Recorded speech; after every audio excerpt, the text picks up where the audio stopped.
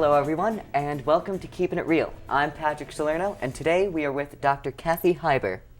Now, last time we talked, we did general tips on how to keep your pets healthy during the summer. Today I kind of want to get into more specifics.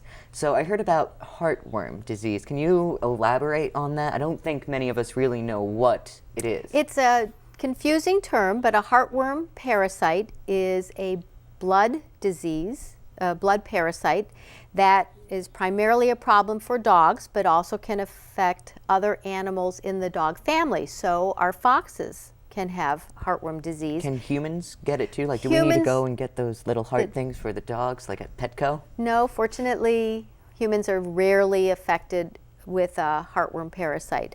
But for the dogs, it's a mosquito-transmitted disease. So a lot of times people misunderstand that their pet is still at risk because almost all of us have mosquitoes at some point, even in our homes, even if we have a pet that never goes outside.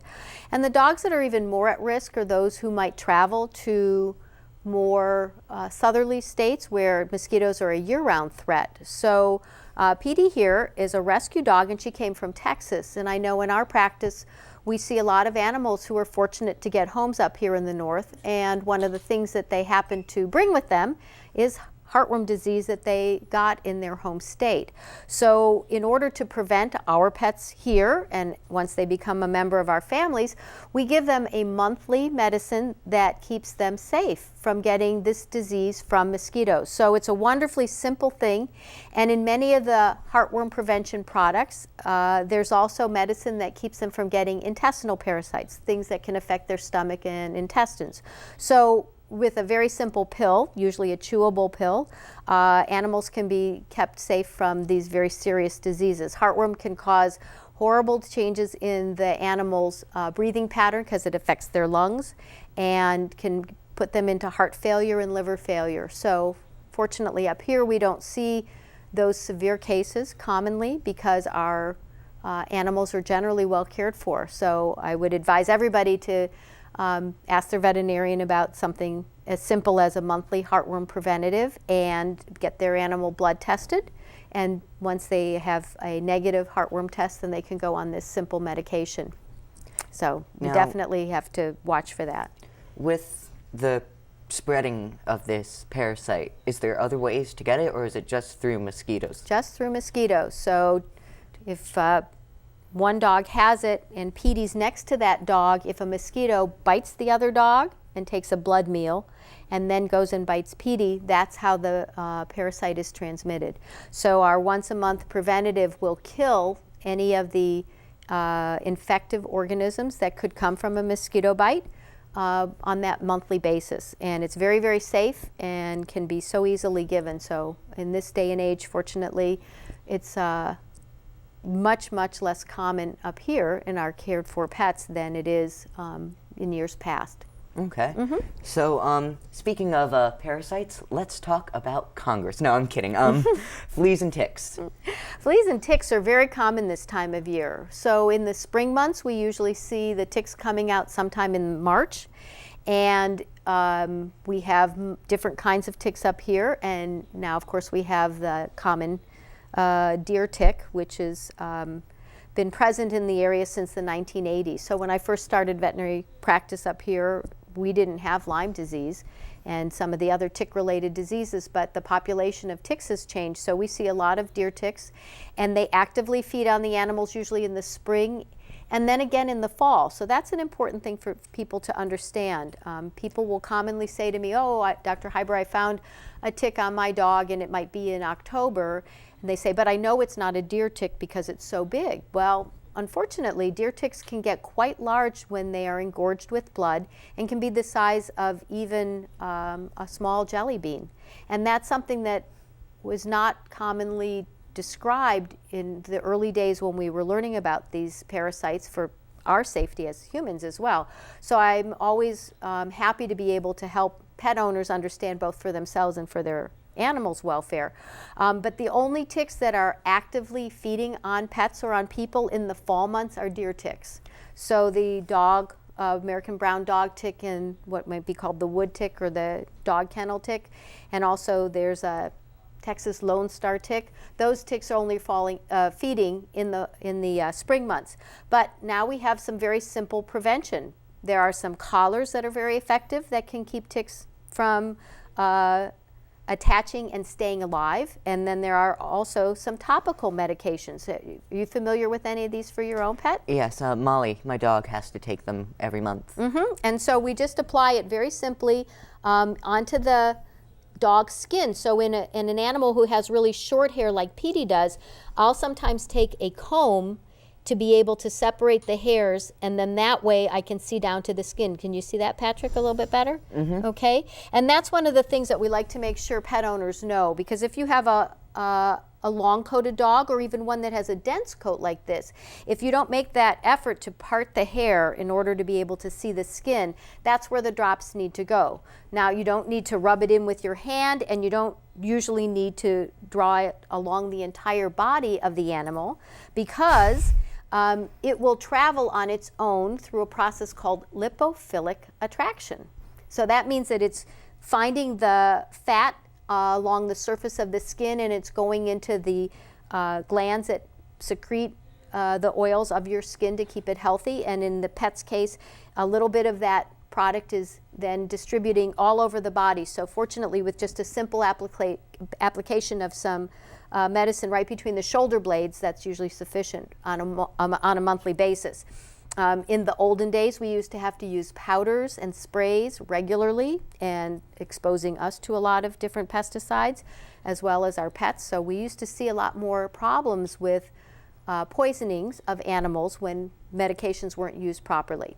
Another very important thing, though, for pet owners to know is make sure that they read the label, because if they are using a dog product on a cat, that can cause horrible problems. So very important How to come is follow that? directions. Is it like with the composition about how the animal's hormones and things work? Or? Not hormones, but it is about how the body handles or metabolizes the pesticide.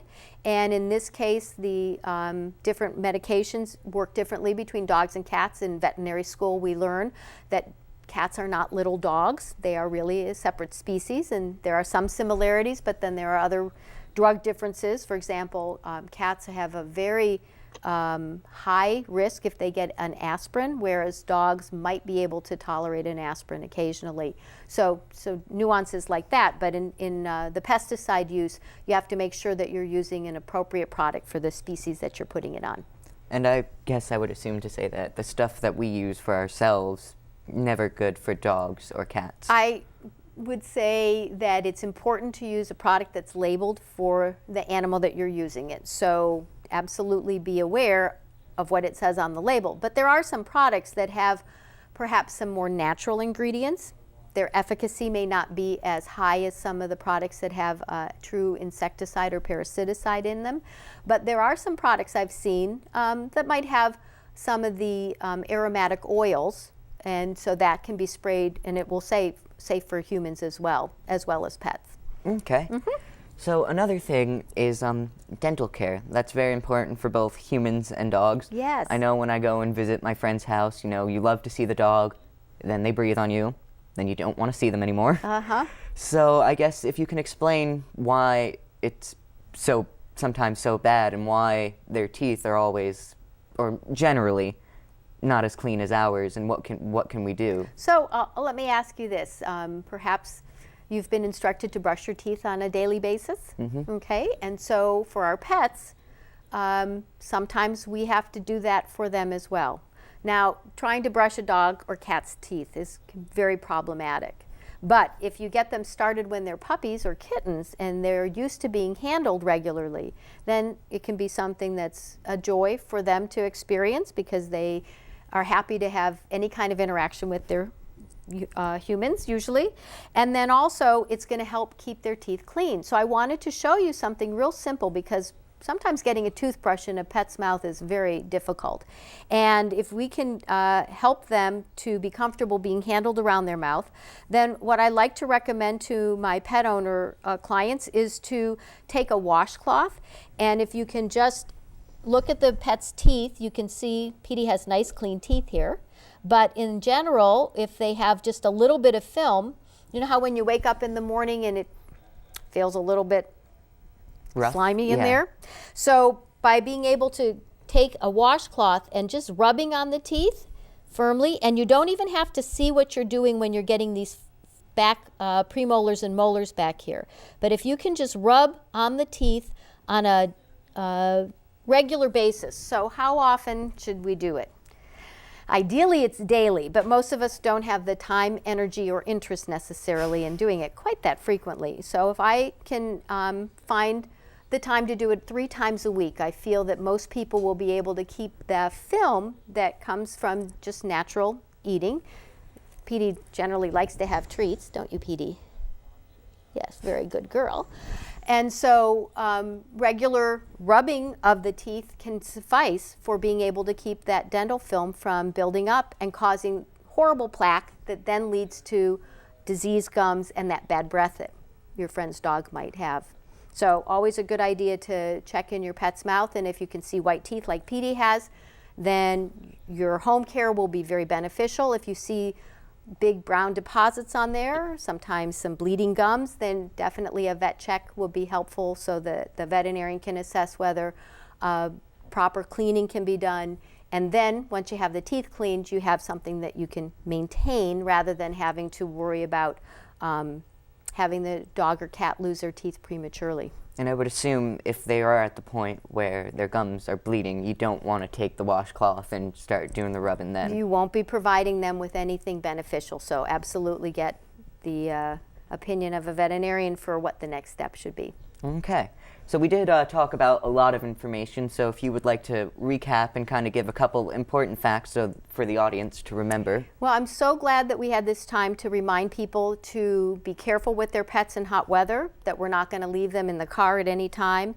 We're going to have water available to them at all time. As long as they're in a ventilated space with shade, then they're going to be fine for being able to be outdoors, even in very, very hot weather. As long as they're not exposed to the elements, animals are capable of being outside safely. But we don't want to take them running or jogging in the heat of the day. We want to potentially provide them with some opportunity to go swimming, because swimming's a great way to help them cool off as well as exercise their joints if they have weight issues or if they have arthritis issues. Okay, anything else about the fleas or dental care that you want to I would stress? just recommend everybody seek some veterinary attention for their pet, at least on a once-a-year basis. And also, we have the opportunity for students who are interested in thinking they want to explore veterinary medicine as a career to contact the 4-H office at Cornell Cooperative Extension of Putnam County, so that they can have an opportunity to learn about the programming that might give them a chance to either take the vet science program class that we have usually in the fall and the spring, and then also maybe explore some 4-H clubs that have either animal interests or many, many other interests that keep our youth aware of, developing wonderful habits and leadership skills. All right, well, thank you very much. It was a pleasure to talk to you. As she said, if you guys are interested in joining the clubs that she mentioned or participating in the veterinary programs that she was talking about, you can visit the Cornell website. There'll be some sort of link or thing in the credits. And thank you guys very much for watching, and have a nice day. Okay, this has been very fun to do this. Thank you and so much for hopefully coming.